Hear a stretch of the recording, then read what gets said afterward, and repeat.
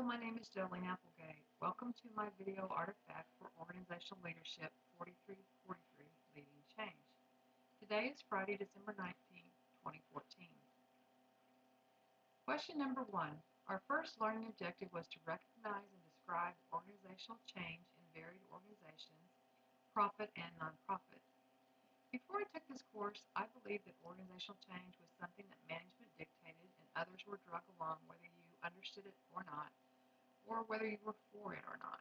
And I have to say that at times I have been adverse to change and wanted things to stay the same even when change might have been warranted.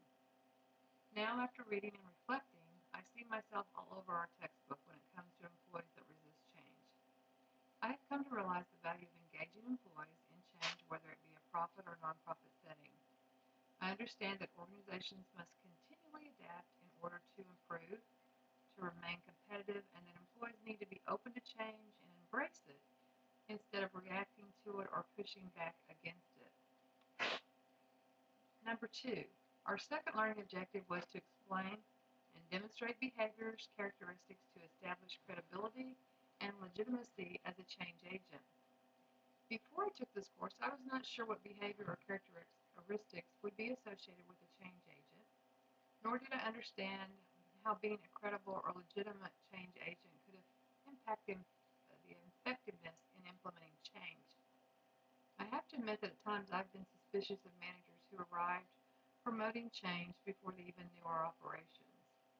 And now, after reading and reflecting, I realize how important the role of change agent is, and I understand that an OD specialist is pivotal to organizational change, and that in fact it can be a very positive experience.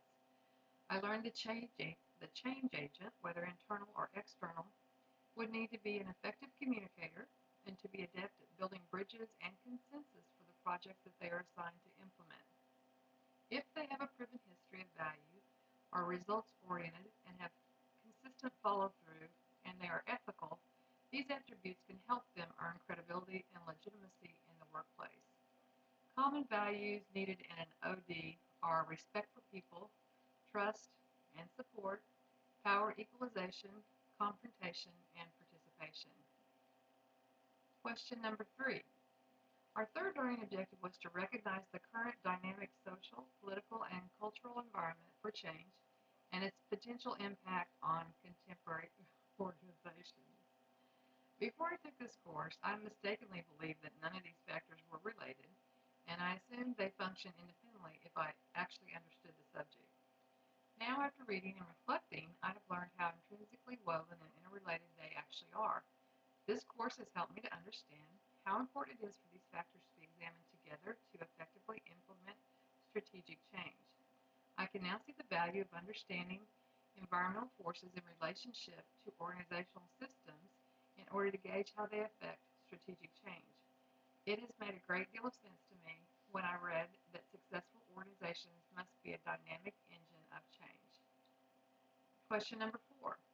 Our fourth objective was to explain the role of conflict in organizational change and to understand how to guide conflict to serve the interests of the learning organization.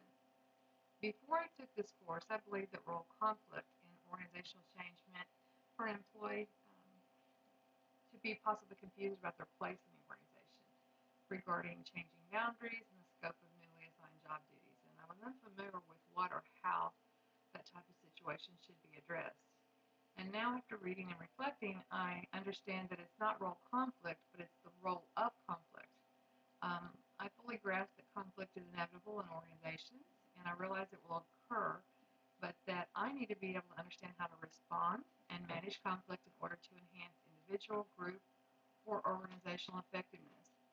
Being able to guide conflict starts with being able to recognize complex situations that involve the 5 styles that range from cooperative to assertive behavior.